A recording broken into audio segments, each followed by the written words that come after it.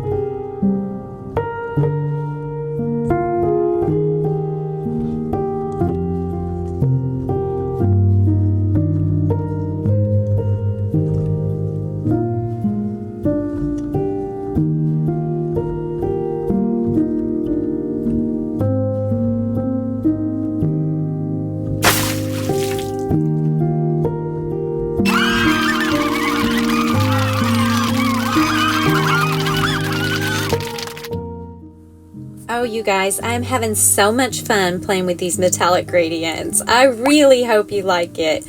I'm going to leave all the supplies and a whole bunch of helpful videos down in the description. Go check everything out, you guys. I am packing it full of stuff for y'all. There's loads of information down there, including all the ways you can help this channel grow, including channel membership. Go check it out. This week, I want to thank Pele. Thank you so much for joining channel membership.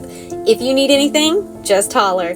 Thank you so much. All right, you guys know what to do. You got to dot that like button, hit subscribe, and you got to watch all my videos again. All right, until next time, rock on.